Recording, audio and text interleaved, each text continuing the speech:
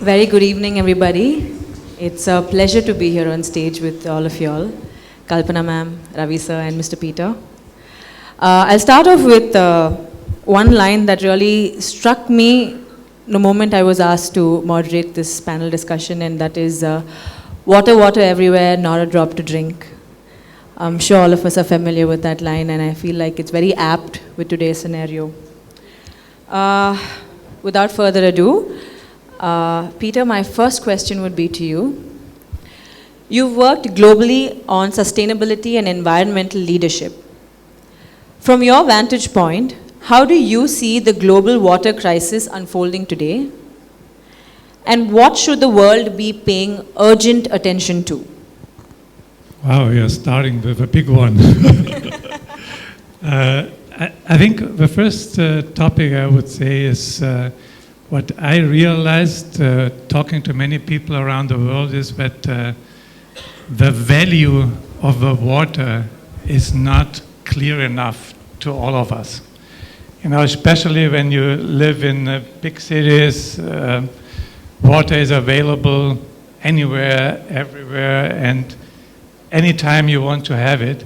So I think people don't understand the real value of water anymore. And this comes to the second part of your question, this makes it, in my eyes, a lot more difficult of getting people really engaged in this cause, because we don't have this. So if I would have a wish, you know, I would like to start a more deep discussion about what is the real value of water for all of us.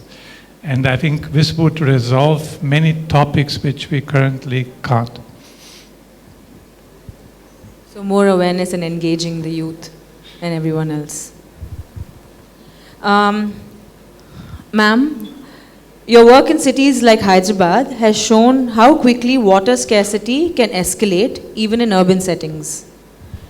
Why does access to safe drinking water remain such a persistent challenge despite decades of development efforts? That's a very, very good question because we often forget water and planning water in our urban settings or rural settings. We look at development often does not include planning water or safeguarding the resources that we already have. It could be natural resources or built resources from many years before, because we live in the Deccan Plateau, and it is very, very challenging as far as the geology is concerned and many other things. Today we depend heavily on river water that's transported to cities. So even now the scarcity happens more in the peri-urban and that where there is no municipal water supply. So when you read scarcity in the papers, it's typically no municipal water connections in certain areas. This is concerning drinking water. But today's water is 60% of water is from groundwater. Even though we get 585 mgd, which is million gallons of liter to the city every day, which can serve 1.4 to 1.5 crore of people, which is our population as a city. But 40%, the government itself says 40% goes away in losses and non-revenue water and getting tapped in number of places and contaminated. And when it reaches the city, from different distribution points in the city, the HMW centers, the water is tested for contamination. They treat it with a lot of chlorine and then it is distributed. So first of all, how much chlorine intake can you take every day? This is a question to answer. Often we don't quantify our water or we don't understand the quality of water we get. So after 40% losses, this is only for the human population. Now we have manufacturing, we have landscape and forests and all of this that needs water, and also birds and biodiversity that needs water. So 60% of this water, even after you transport a huge amount of water to cities, we still depend on our groundwater, and 60% of that groundwater is what we drink today through our RO plants and such. So what comes as groundwater is contaminated in multiple ways, and the reason is us. because 80% of the cities are concreted today. Even villages, most of the roads are concreted today, so there's no way for natural drainage of water. And most often, sewage and stormwater, there's nothing called stormwater channels. We have only hybrid channels, and which carry sewage as well as rainwater. And these reach our aquifers, and these are contaminated. So that contaminated resource, which can be a lake, which can be a polluted well, is connected to the entire ecosystem. It is not just that water. So when it reaches our ecosystem, the people in the city draw water from ground, and 60% of it is drinking water, which we think is safe, which is not quite safe. So in the sense that water is invisible, and our work is towards making them visible today. Because what is water needs to be understood. So I would like to add what Peter said. Awareness is missing, even in the educated societies, and how we understand water is something that has to, it has to have a paradigm shift today. Otherwise, we will lose water. Even UN called it a water action decade from 2018 to 2028. We are in 2024. And actually, do you see anyone working for water and bringing it back and on a war footing, which is what it's supposed to be? Because water action decade is what you do in this 10 years is the future of water in the next 60 years. So we are only 4 years short. So the time is short. A lot of development is happening, but not in the right direction of protecting our water ecosystems. So a lot needs to be done in this space. Okay. Ravi sir, CPW frames the water challenge as a health crisis first. Why is health the right lens for understanding the water problem in rural India? And what do people often misunderstand about the connection between unsafe water and long-term illness? Thank you. I just wanted to acknowledge that between Jayesh Ranjan Garu and now Kalpana talking about the quality of the water and contamination. So here's the fundamental problem we have had for many, many decades. The groundwater, especially in the rural districts, rural villages, a large percentage has been contaminated over decades through pesticide usage, and it has seeped into the. So whenever we are, drinking water from borewell, as Kalpana just said, is highly, highly toxic. And the problem has not been solved. I mean, we have electricity for about 60 years now in most villages in India. We have cell phones. I think somebody told me that there are more cell phones in India than toilets. So the challenge for us as good citizens is how to solve the water issue. So fundamentally, we have to look at it as number one, to start getting our rural families to drink good quality water. So the only way we can do it in a mass scale way is to set up water purification centers in the rural communities, as many as we can. We need not one community pure water, we probably need hundreds of them around the whole country to first start making sure that the families are drinking clean, safe water right now. Many, many programs have been announced across the whole country, different states, central. The problem is the water cannot be free to the communities. It has to have a cost element to it, which the communities are actually prepared to pay for it. So once we change that mindset, I feel we will make progress. So, and we are doing our part. In terms of the health, here's the issue. Every community across this country faces waterborne diseases, which it's recognized but not solved. So, for example, 2 out of 3 hospitalizations are waterborne illnesses. And then that contributes to lost work days for the adults and lost school days for the children. So talking about, how do you get the, 2047 vision of getting people to improve or increase their productivity by 1.75, let's start with water, because that's the number one culprit for the entire communities.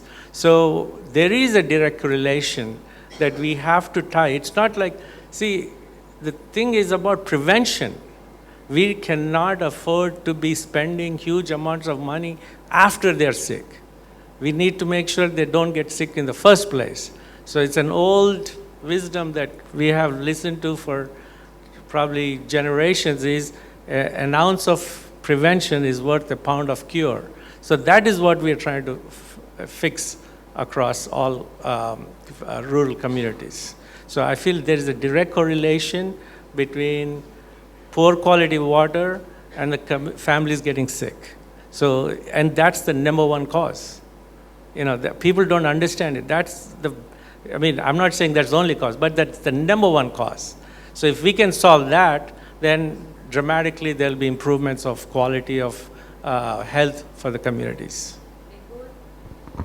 It goes hand in hand with nutrition. Absolutely.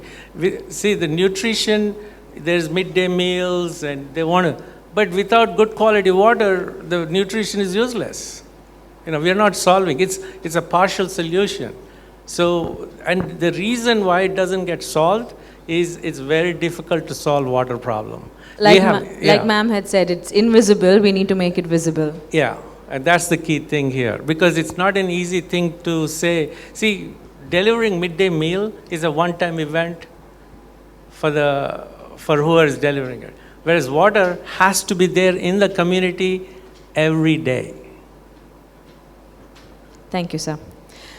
Ma'am, you often speak about the invisible impacts of water scarcity, especially on women, children, and low-income families. What are the human costs of unsafe or inadequate water that remain hidden from the public eye? So I'll take 2 examples in the city and a place where I live and a restoration that we undertook in the city. So these serve as good examples because I have seen through the positives, negatives, and how we can create hope in such scenarios.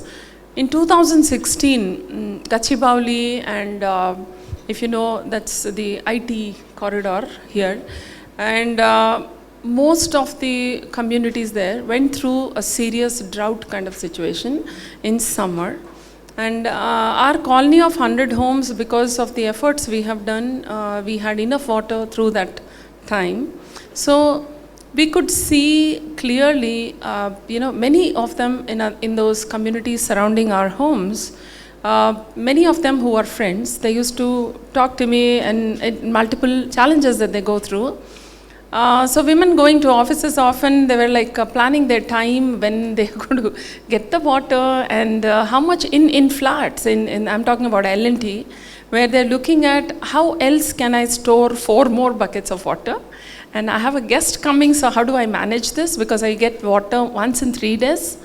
So that was an eye-opener to many in the communities, and many communities took up serious rainwater harvesting and started looking at what can be undone. So that is one scenario where I saw children and women hit in a big way. They started, if you ask any family, the women in the family know when you need a tanker, when you need water, how much of water is available in the house. Women sort of manage that. So when there is a crisis with water, clearly, whether it's in the urban or rural, women take that brunt of that. So that clearly affects their, you're mentally shut down when there's no water in the house. Till the tanker arrives and till there's water, it's a shutdown, literally. So, and then shutdown at work, shutdown at home, and you have to sort of do this crisis management, and children are major stakeholders here. So, mothers always worry about children, more than themselves. So you see how it was a chain reaction and how it affected so many people just in that short 2 months. Though I feel very, so much that such a drought should happen and people should not have a week of water, to see all these people who waste drinking water, to wash their cars. You don't understand the value of river water. It is food security for your next generations. We're going to double up as a population in the next 20-25 years. Where is your water? Are you going to erase rivers? Today you're getting 585 mgd of water. Now your population doubles up and from 1.4 crores goes to 2.8 crores. Where is your water? Is a question we need to answer. So becoming sustainable is very important. Another example is the Bansilal Pit stepwell restoration, which is one of the largest stepwell restorations in an urban area. So when we opened up a completely filled up dump yard of a well, we found black water at 25 feet, literally gushed out. It was like it was a shut aquifer, and we opened up, and it was black water, and most of them thought it is sewage water that's connected. Actually, there was no sewage. It was the leachate that came from the garbage, and wells and water has a memory. It goes to these points and it drains in the well, right? So every time there's a monsoon, the water connects with this sewage, because that's what is there, and it becomes black water. And this used to go to 200 bore wells around. It's like a ripple effect. And all of this is an invisible story. On top, it's a dump yard, but what's happening below that is miserable. It's like almost like most of us today, I say we live in luxury slums. Luxury slums is the word I would like to say, because that's what it is. We don't see what's water and water ecosystem. We just think our apartment is clean and you only see the aesthetics on top, but what's happening as water, what's happening to your wastewater, what's drawn up as groundwater, and how much of water that you protect, and what is source sustainability. Can your borewell in your apartment provide you water for the next 100 years? Have you planned that? Because you get rainwater at your doorstep, literally. What have you done with that water? So we have excess water as a city. We don't manage it. Women can manage that in smaller communities. So I really want more women to come into this space. I think you guys can manage within larger communities, your streets. That's what, water and impact is not somebody's problem, it's everybody's problem. Everybody needs, no government can solve water issues going forward. Everyone needs to take responsibility as a citizen, as a human being. You need to put back water. What water you consume, can you make sure in your lifetime, the water that you've consumed, can you put it back as groundwater and improve the groundwater? That should be your goal. And I think many things will go away. I mean, we often think, one person, one family, what can we do? You can do a lot. It is not somebody's problem, it is everybody's problem. Yes. I think that's what all of us should be paying attention to. Can I just add a comment here? Because Absolutely. it touched me quite a bit, you describing the terrible situations. And I think what we have to get across is that we all should be ashamed, because it's us, the society, who is creating this situation. So I feel really bad about being not better in my past, maybe. There's no blaming anyone, it's only taking onus, I guess. It's all on us. It's like collectively we have created a disaster. So collectively there is hope that we can pull it back. Collectively, India has a large population. So we have the power of numbers. If all of them decide to do something right, we can create a very big impact. I mean, we don't need others to solve our problem. We can solve our own problems. If anything, I think all of us are already a little scared and educated at the same time right now. Okay. Ravi sir, in the CPW villages, we see improvements in education, nutrition and livelihoods once safe water arrives. Why does water have such a powerful multiplier effect? So, great question. We don't naturally associate water with so many issues and benefits we can derive from. So let's take, for example, something that we, in urban areas, most of us, I would imagine, I just want to see a show of hands, how many of you worry about not having water at home in your homes here in the city? There's a few, that's few. So let me tell you, that's only a few. Let's say less than 5% of the audience and here on the stage. In the villages, you know how much time and anxiety the families face? Almost 100%. The entire village is, the moment they wake up, the only challenge they have, the major challenge, they have power, but water needs to get into the house, and the women, the kids, mostly girls, they're going and spending hours to either waiting in line or trying to figure out tanker shows up, doesn't show up. And that's, to me, is such a wasted effort. So the point I want to continuously emphasize is we want to make sure that they don't even have to think that it's not there. So that's something that we are solving it and solving it at scale. So it's not a simple act of just acknowledging it, but doing it. And that's where our model has been much more successful than many, many, many others that we have been doing it for a long time now. Let me just build on what Ravi was saying, because I also saw that almost nobody raised their hand, because we all live in cities where water is available all the time. Let me tell you something from my experience. You should all be worried about it. And the reason is, when I was still on the BMW board, one of my responsibilities was mobility in big cities. So I traveled around the world. I talked about 20, 25 mayors of big cities around the world. And after we talked about the mobility topic, I always ask them the same question at the end. What are the 3 main concerns you have for your city? And all of them, with no exceptions, one of the 3 was water supply. So it's not that easy as we all think. It's a huge challenge also for the cities. So we just should not say only it's a rural thing. It is becoming increasingly a problem also for big cities. Globally. Yeah.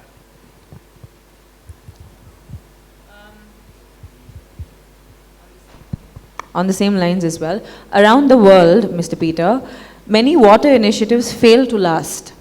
Systems break down, funding dries up, or communities lose trust. From your experience, what differentiates solutions that endure from those that don't? I think the biggest difference sits right next to me. No, I mean it honestly. You need a kind of family engagement behind the whole thing. So when we met, I could feel that this is not only a foundation created by Ravi to make him feel good, because many foundations are sometimes made like this. So I immediately felt that this is a cause which really touches him. This was the first emotional contact. And the second was, I really liked the approach, because it's always easy to say, I donate $5,000 and we put a machine in the school and I'm done. Tick in the box, I did my thing. And this is why many projects in the world are failing, because they are doing exactly this. They get money together, they put some machines in a place, and then they leave, and they are proud that they did a big thing. 2-3 years later, the machines are not working anymore, they're not maintained, and so on. So with Ravi's foundation, he immediately explained it to me that with the donation comes a 10 years maintenance program. So the machines are regularly maintained. I was this morning, I had the pleasure to be taken by Ravi and his wife Ingrid to a village and to 2 schools. And I saw the people really doing the work. So it's not only on paper. So there are humans responsible of doing this kind of work. And this is the big difference to other projects I have seen around the world. Thanks, Peter. Just to emphasize something that I have observed over the years, my journey in philanthropy is really second generation. So my dad started his charitable foundation probably almost maybe half a century ago, 50 years. My foundation has been around now close to 30 years. So you learn from your parents and grandparents certain things. So the solutions should be permanent, cannot be. I have seen personally tens and tens of programs across all of the country. 99% failed around water for one simple reason. They only drop the machine and leave. What does the village do? They have no clue after the motor burns out, the membranes are gone, and the expectation for the people has been set like, oh, the government is going to deliver free water, why should I pay for the water? Guess what? Within 12 to 18 months, they have no water, and they go back to drinking the same contaminated water from bore wells. So we are addressing it at a root cause that all of our rural communities, the villages, they are super happy because every day, for now, some of them close to 15 years, without fail, I can guarantee you that trust community pure water is going to be there for the next 15 years. That's the key thing.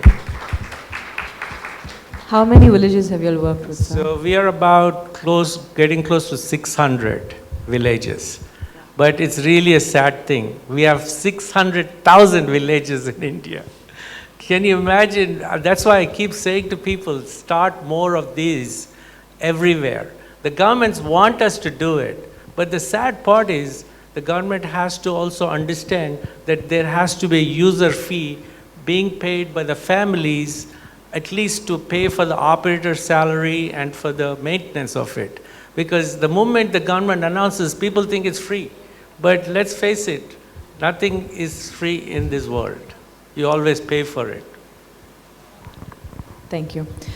Ma'am, your work champions decentralized, community-driven solutions, rainwater harvesting, recharge structures, and local stewardship. How does technology, maintenance, and community participation work together to create sustainable water systems? So this is a very good question, because often we look at restoration, just like Ravi just mentioned. You have a machine fixed, or you create probably a restoration of a well or lake, and then you let it be. It doesn't work. It goes back to garbage. It goes back to square one in no time. So our efforts as an NGO or as a social enterprise, it's always been that whatever project we do, how do we make it sustainable? How do we make it long term? So we basically divided Hyderabad into micro watersheds. Like there are Hyderabad is made of 9 watersheds. We broke it down into 98 watersheds. Because I believe, like in ancient times, in a neighborhood, the people in that neighborhood should manage that water, for which we need to make water visible for them in that neighborhood. So we are trying to create systems or templates around this. So in a neighborhood, you have wells, you have lakes, you have abandoned water bodies. It could be heritage or not, but wells, and there is a lot of opportunity to do rainwater harvesting. Like I said, 80% of our cities are concreted. So you take any neighborhood, 80% of it is concreted.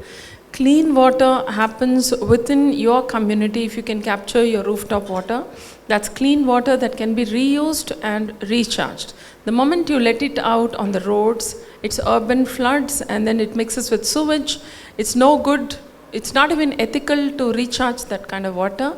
It's not good for Mother Earth, not good for you. And you see this cycle of urban flooding every monsoon. and drought every summer. What does that mean? It just means that we have enough water, but we don't know how to manage it. You know, everyone thinks about rainwater harvesting when it's raining. Keep your buildings rain ready, you know, before the rain happens. So rainwater harvesting is a year-round process. It's not seasonal. That's the first thing that one has to understand.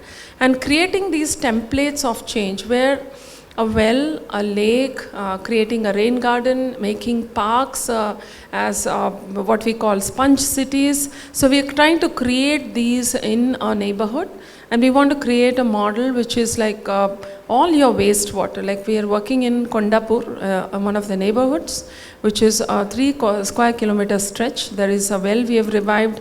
We've created a rain garden, and we have revived a 8-acre lake. Now the wastewater that used to come to the lake is supporting 2 large parks. There's Botanical Park and Palapita Park. About 7 million liters of sewage, which was a problem to the lake, is now taking care of 2 lakes in the Palapita Park, 2 lakes in the Botanical Gardens, and supporting 60-acre and 80-acre of vegetation. And we are getting excess treated water which comes back to the lake, because I was not okay with just diverting sewage and shifting the problem from point A to point B to point C. That doesn't work. In that certain neighborhood, how it can be reused. And so imagine a 7 MLD of sewage, which was a problem, is now taking care of 2 large parks in that neighborhood.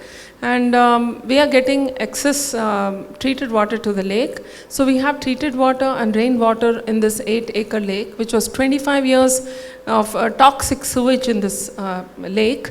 And we've created an ecosystem where we have 50,000 marl fish thriving in this lake. We also want to create a livelihood model where fishermen and your food comes out of this lake. So, so these are interesting templates that I call it templates of change. Now, I want to protect all 600 step wells in Telangana. I cannot. There used to be 6,000 community wells in Hyderabad. Just in Hyderabad, the Britishers have mapped this, and we have exact locations, Google locations of this. Most of them are filled up. The point is that could have been the answer for our urban flooding, something that was created few hundred years ago. So how to rebuild this change? So working on a city is very complex, very layered, and very difficult to work with the government. But working in neighborhoods is easy because you can familiarize with that thought process. So we are also creating eco-centers in this lake restored that we have restored. And we are not going to talk about India, we are not going to talk about the state and city. We are going to talk only about Kondapur. Everything about air quality in Kondapur, everything about water quality in Kondapur. How in 25 years, the blue and green has reduced 50% in that locality. How can we rebuild it? So this is the education we need. So we are also connected to Chirek schools. So the children are going to build that content for us along with us. So that also builds awareness for them. So I think these kind of thought processes, I mean, every question does not have the same answer today, but looking at it in different tangents and how we are also going to create a cultural hub out of this lake.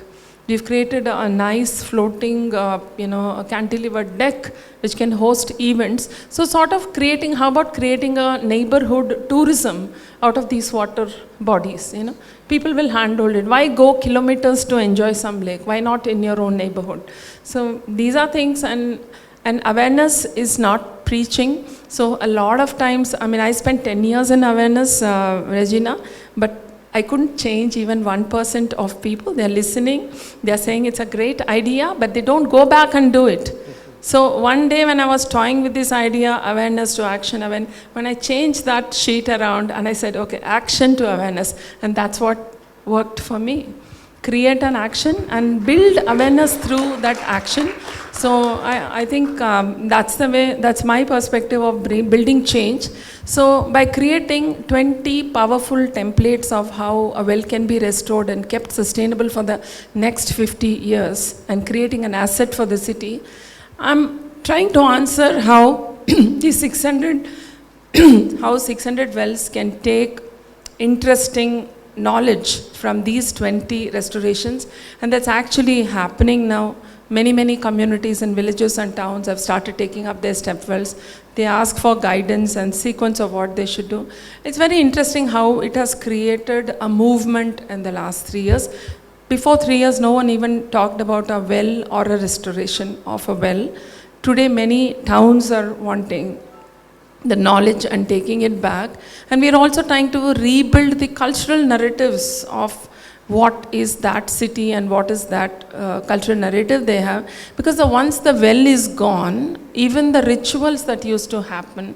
I just want to end by saying one very interesting ritual where in Hyderabad, the Marwadi families who used to live from old ancient times, they were all traders and such, right? So they have this ritual with the well, where a new young mother who delivers her baby, mother's milk is offered to the well, and they have this ritual where she takes her baby, which is just few months old, and she offers mother's milk to that step well, saying, I am offering the essence of life to you. Can you give this essence of life forever to my child? Imagine, I mean, it just brought tears when I understood this ritual, but that's not happening these days because there's no wells. Right? So cultural connect and how our ancient our elders built these systems around water, how wells were definitely temple tanks were built next to temples.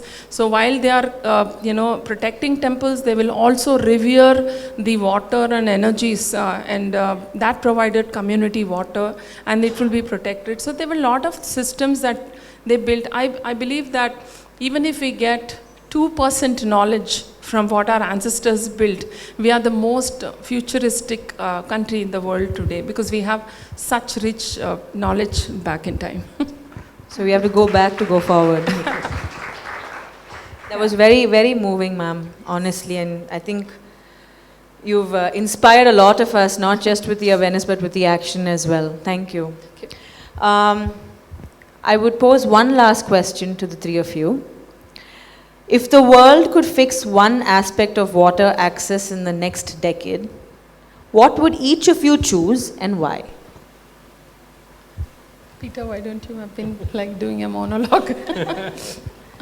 I can only choose one.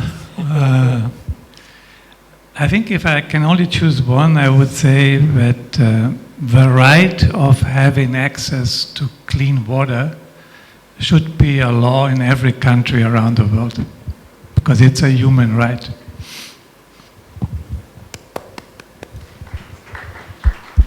You want to go? Please.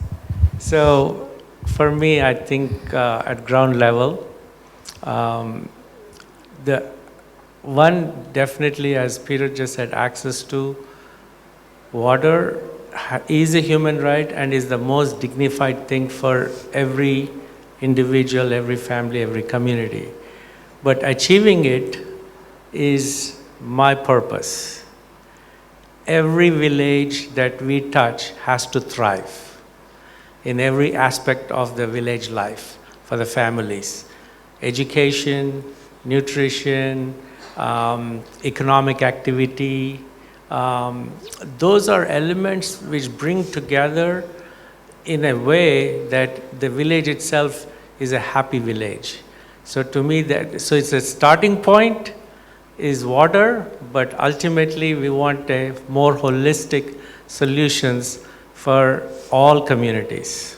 That's my personal focus and purpose. I wish to bring the sense of how important water is, and I wish people understand that 3 minutes without air you die, 3 days without water also you die. It's that important, and how come we are chasing development and not even batting our eyelid or taking a look at what is water for us. I mean, water is our future. Water wars and many things that we see. We saw a Cape Town happen right in front of our eyes. How are we reacting to that? How are we going to rebuild? So I would say that all my life going forward, I'm definitely going to look at what are those very innovative things, how can we build this behavior change around water, and I think it's very important because it is life itself. Very good. So it is our right, and I think we need to be passionate about it. I don't think it's a choice anymore. Yes.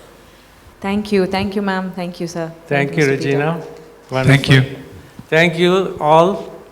I know it's been a little patience for all of us, I guess, but we got it done.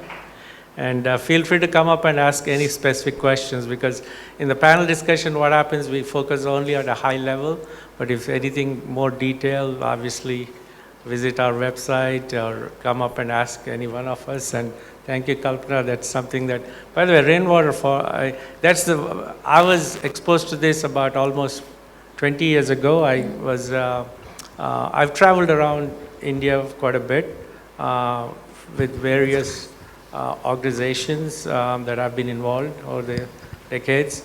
So I've been to many parts of India, and I see how rural communities struggle.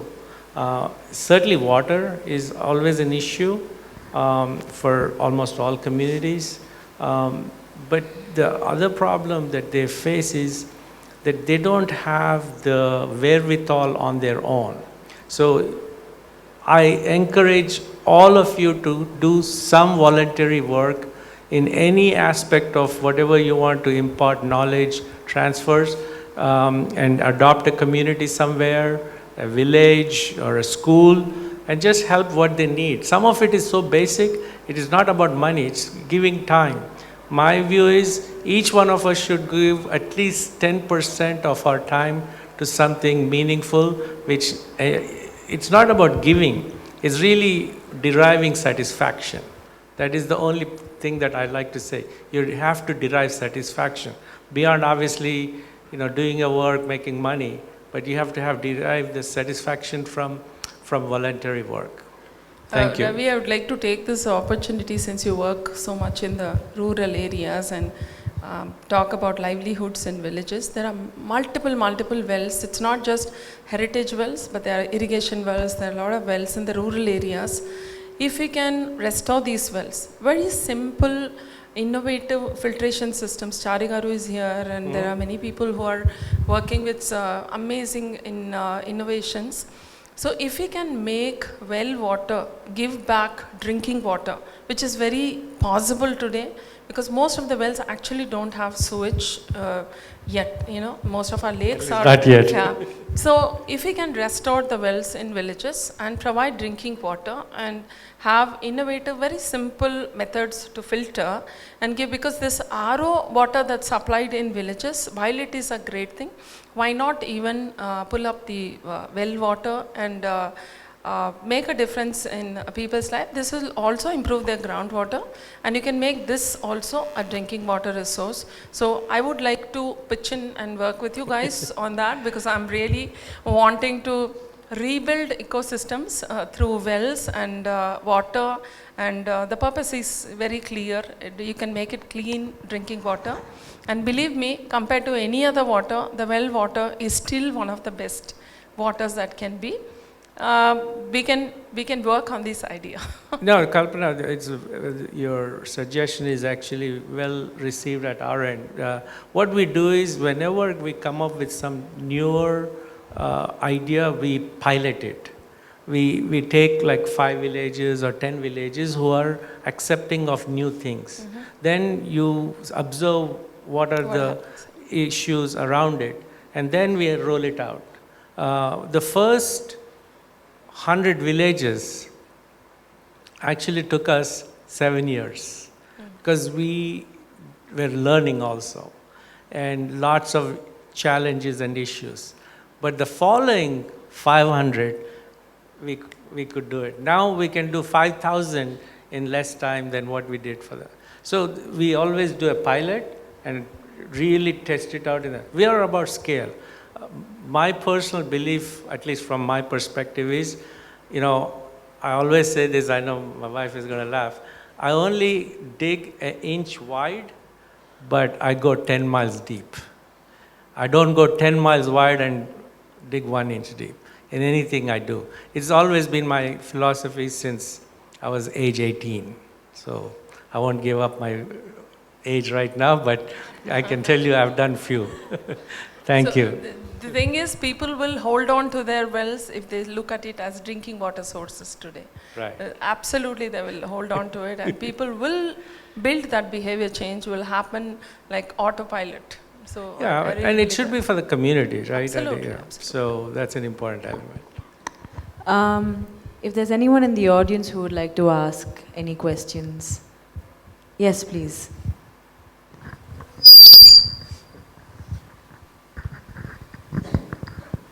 Good evening. Thank you very much. You people have given a lot of insights on water. I also work on a wastewater treatment using phytoremediation for a company called Shubhra Biotech. And see, my question is like, first of all, we also need to reduce wastage. I feel that a lot of people waste water.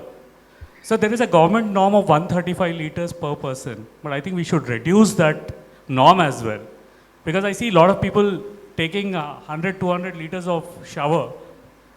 I think we have to respect water. Today we don't respect water because we feel it's abundant, it's available free, and we have abundant water in rivers that goes into the ocean. 90% of the water goes there.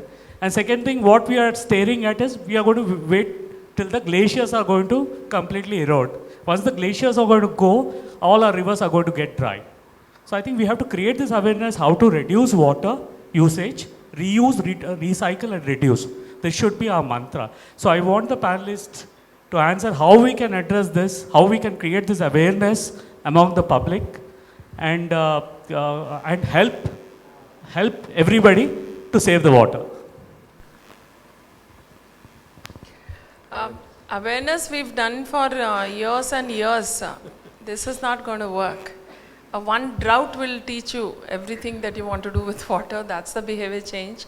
And when you have lesser water, and I feel we are paying very less for water. Water is much, much, much more valuable. The government spends 48 rupees per liter and it's selling you at 11 or 14 rupees. I mean, it may be due to political reasons, whatever reasons. The moment the value for water, and why are we giving 20,000 liters free for communities that are, they really can pay? I mean, why are we giving free water?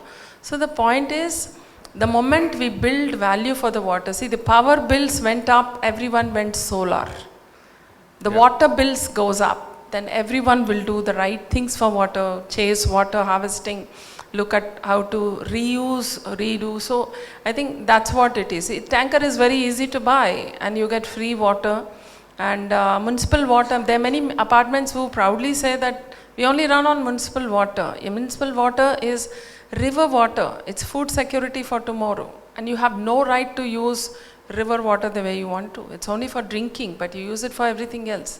So the awareness has to come in different levels. I mean, it's an individual's responsibility. I believe first act as an individual, become responsible, as a family become responsible, as a community become responsible, as a city become responsible, as a state, and then it goes to the nation. The starting point is the individual. What are you making? What are the changes you will do tomorrow, not or today, to reduce your consumption? The action starts there. I think Kalpana's point is actually talking about economics of water. World over, people pay for water. It's not free. So this whole concept of free water is itself totally wrong. The government and the society and all the communities have to recognize that once you start charging for water, and I'm not saying you have to charge exorbitant amounts, sufficient so that we can deal with it in the more responsible way. That automatically what happens is the moment somebody's paying for it, believe me, they will reduce the consumption automatically. Even if you say you can save 10% or 20%, that's still good enough. But the behavioral change comes from cost. It has to cost something to everyone. Believe me, our when we supply purified water, we charge.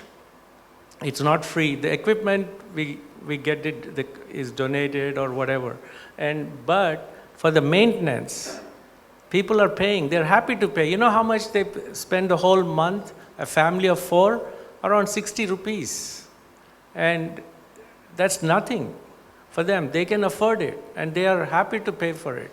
They even probably will pay for 100, but we want to make sure that it's sufficient enough and they value it. So I believe every citizen, can afford to pay for water. I would like to add on your point with adult education. I agree that doesn't work. I haven't seen one program around the world where you can educate adults to change behavior. It seems to be impossible. But what would help in my eyes is that if we would push more the education in school. It starts now at how important nutrition is, and I think we have to work more in this area, how valuable and how important water is with the smaller kids, and then they start to teach their parents. This works better than the other way around in these cases. And regarding the costs, I can tell you from my own experience, half of a year I live in southern Spain. It never rains in southern Spain, so they have a huge water issue, and they started with adult education for many, many years, telling people you cannot waste so much water, and so on and so on. Nothing changed. So since 3 years, they increased the price of water quite substantially, and all of a sudden, people are starting to worry about that they are wasting water, which costs a lot of money. This comes back to your first question in this evening. We have to create that water has an extreme value. And unfortunately, for most people, value is money. It shouldn't be, but that's how people function. Okay. Anyone else? Yes, lady in the back. There is one solution, I think, from your side. You will keep all our ministers, irrigation ministers are free, or what is?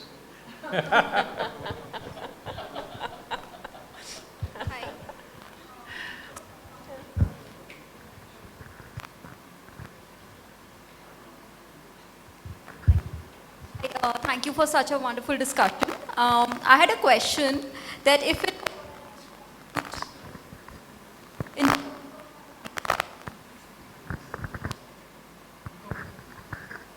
so if we want to contribute time.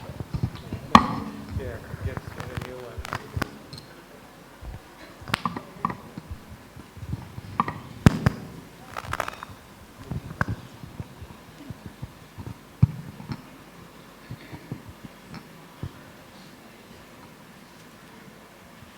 Hi. So my question was that if we want to contribute in terms of our time to this cause, how is it that we can go about it? That's the question I was waiting for all night long. I would say the number one thing is to reach us through our website, and we'll figure out what area of interest that you would have, and we always accept volunteers. Most of our leaders, almost, I shouldn't say more, 100% of our leadership team is pro bono. Not just doing like 1 hour, 2 hours here and there. Some of us have been doing, not me, I'm not talking about myself, I'm talking about our friend Lakshmi here, and Apu, and then Pratiksha, and several others. They dedicate a lot of their time, and they've been doing it for years. So you have to have a passion around this, then I'm sure we'll figure out a way to, exploit your talents. All right. Thank you so much. Thank you. Yeah, I think I completely agree with you, because a lot of people, once they see a success story, I get 100 calls like, how do we volunteer with you, and these volunteers, when we start, either they intern with us or they volunteers, And within 2-3 months, they are missing in action. So that's not how it works. You have to. It's very difficult to replicate passion, but you can take inspiration and you can do something consistently. You know, then that volunteer meets purpose. You know, that's the kind of volunteership. I tell school children also, don't come to us for certificates. We don't give certificates. We give you valuable wealth of educating you in the water world, but we don't give you certificates. Don't work for us because we give you a certificate. Maybe just a badge. So for starters, they can approach y'all. Absolutely, They can there is come volunteer with your initiatives. an I think intern, that's they can volunteer. good enough to start with. Okay, I will close this panel discussion for today. Thank you, Kalpana ma'am, Mr. Ravi and Mr. Peter. Tonight reinforced a simple truth. Safe water is not just a service. It is health, dignity, equity, and generational progress. By solving water, we unlock the future for millions of families. Thank you.